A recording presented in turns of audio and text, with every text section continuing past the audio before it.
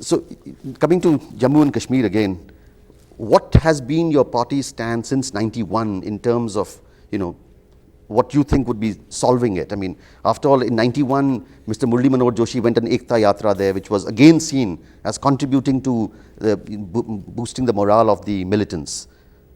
Boosting the morale of Because the militants. what happened in 26 January there? It was acceptance of a challenge. That was a time when it was said that the tricolour could not fly in Jammu and Kashmir. And Dr. Mulri Manohar Joshi, as president of my party, he said that I will go and hoist the national flag there. And he did it. Though there was, the situation there was very tense, it's no longer there now. Situation has changed since then. There's been a world of difference since that year and now. Today, now everyone can, for the first time in 98, 15th August was observed throughout the state in every district, not only in every district, but in every tehsil.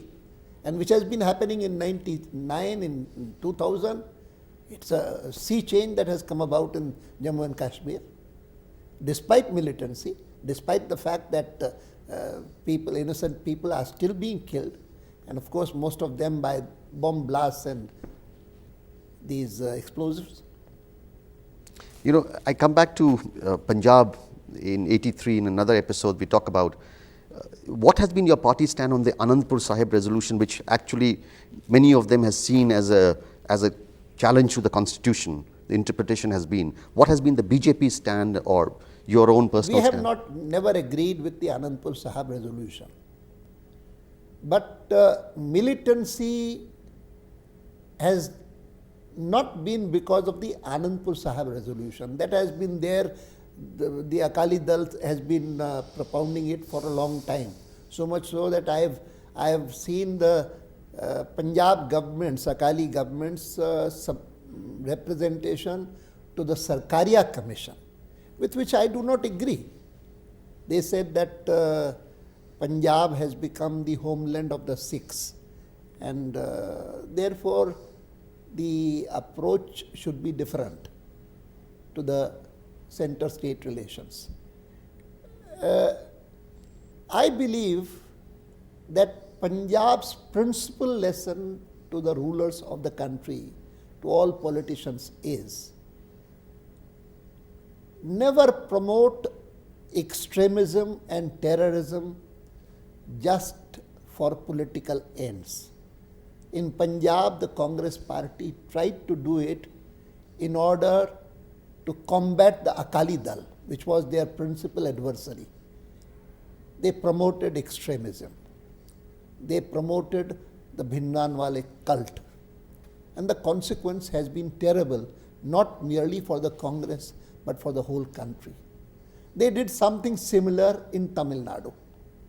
And the consequence has been terrible, not just for Tamil Nadu, but for the whole country, even of course for the Congress party. When you say Tamil Nadu, can you elaborate a little bit? I'm referring to the LTTE being promoted.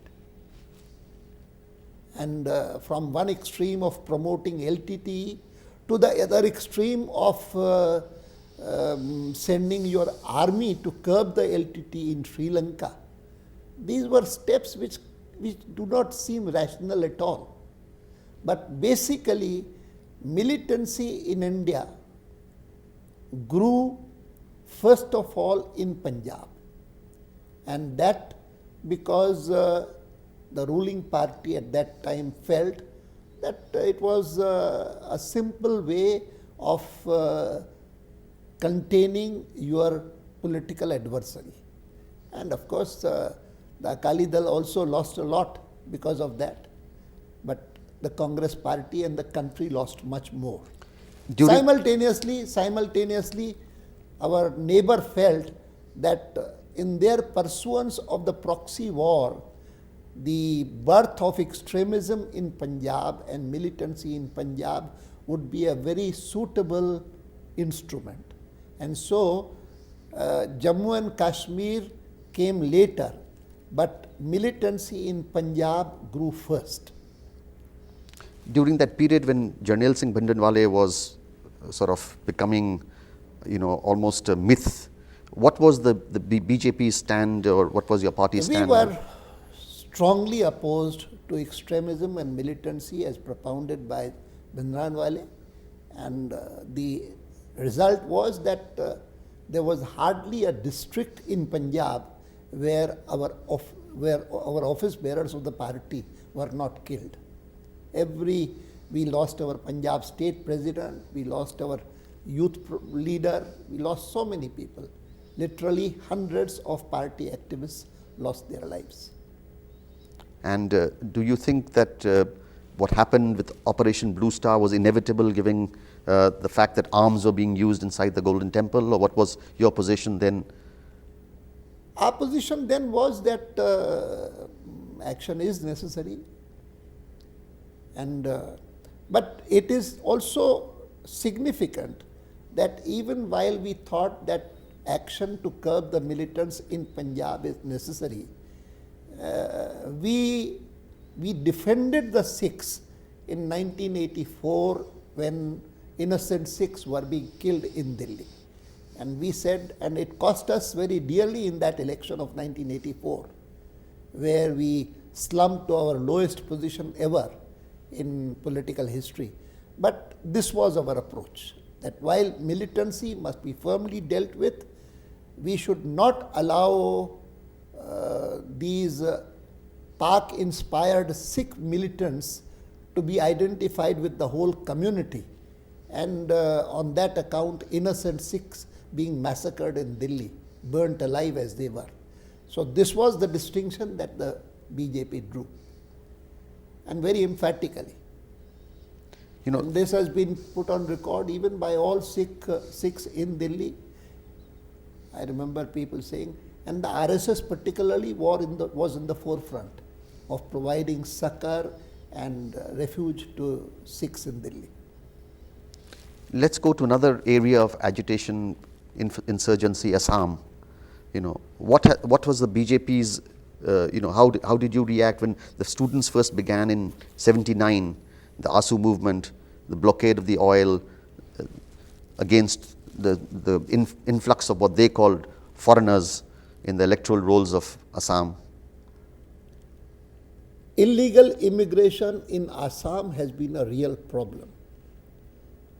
In fact, movement of people from what is now Bangladesh to other parts of the northeast has been a phenomenon that we have had even before partition.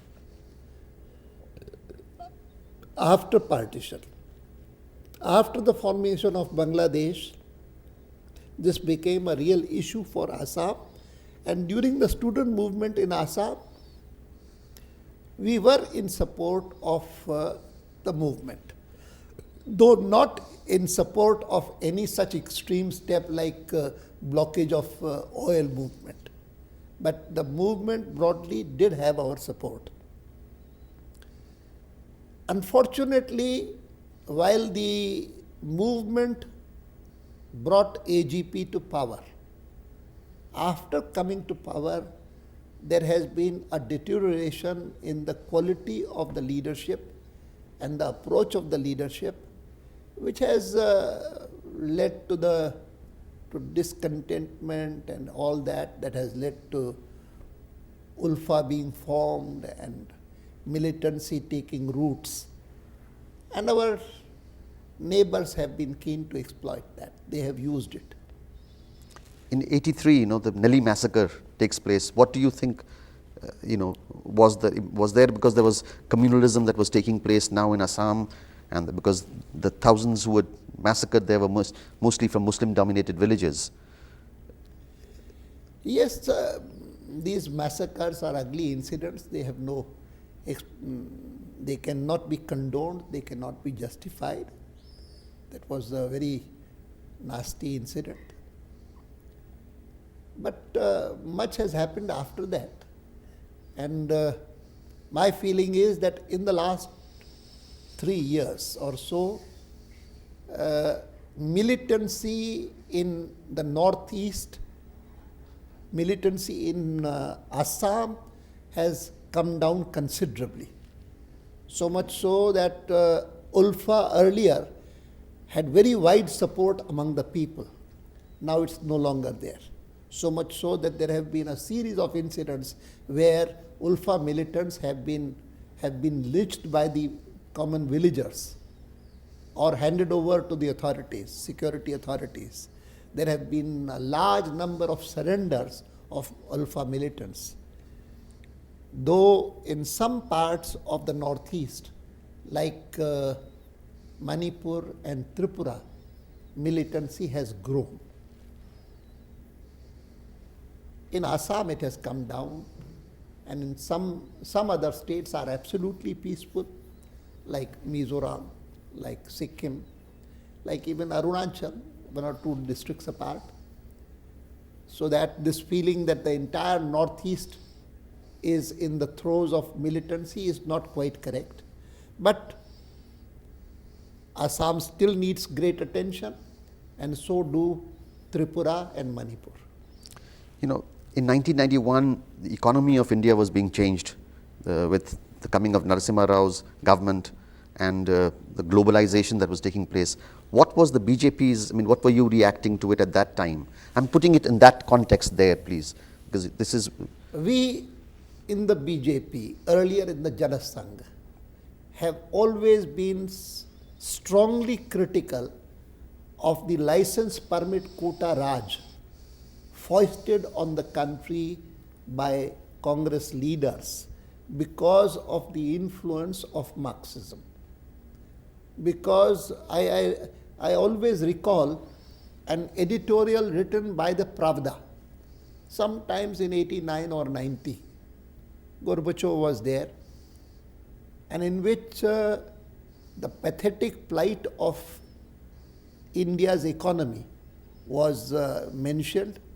The immense potential that India has was mentioned, and the concluding two paragraphs gave an explanation why, despite this potential, India is poor, India is so backward, and the reason given was that after becoming independent, India tried to emulate Soviet Russia. This was Pravda editorial around 89-90. So if in 91 the government decided that it's time we abandon that strategy, and the Congress party under Narasimha Rao decided to take a U-turn, my party welcomed it. We thought it's at least abandonment of the license permit quota Raj, it's a good thing. But we did caution, let's not go to the other extreme, let not the pendulum swing to the other extreme, and we start emulating Western democracies, Western countries, capitalist countries blindly, not realizing that here in India, a large measure of employment is provided by small industries, cottage industries, the self-employed sector. And if in the name of liberalization we swing to the other extreme, the country will be hurt. Large sections would be hurt. So that it should be a measure of caution is needed insofar as liberalization and more particularly globalization is concerned. One last question. In this 25 years from 75 to 2000, how have you seen your own party evolve from a, as you said, an ideological thing now to a centrist space politically? Do you have any personal views on that? Any anecdotes that sort of symbolizes this transition? I remember that even when Dr. Mukherjee launched the Jana Sangh in 1951, he said that we must keep this in mind,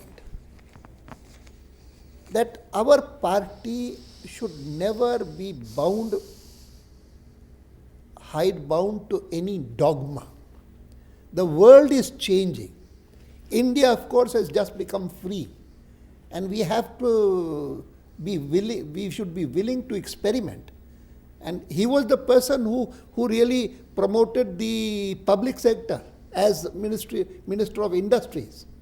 And yet, we gradually came to the conclusion that a controlled economy, a license permit quota Raj breeds corruption. It's not good for the country. But at the same time, we never had an approach that the state should have nothing to do with the economy. The state's intervention is called for in a developing country particularly.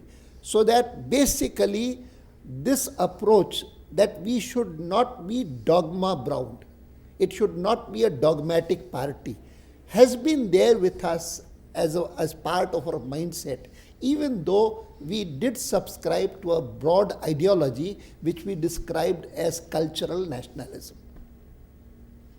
And that, you think, is the transition from 75 That's to right. 2000? That's right. Thank you.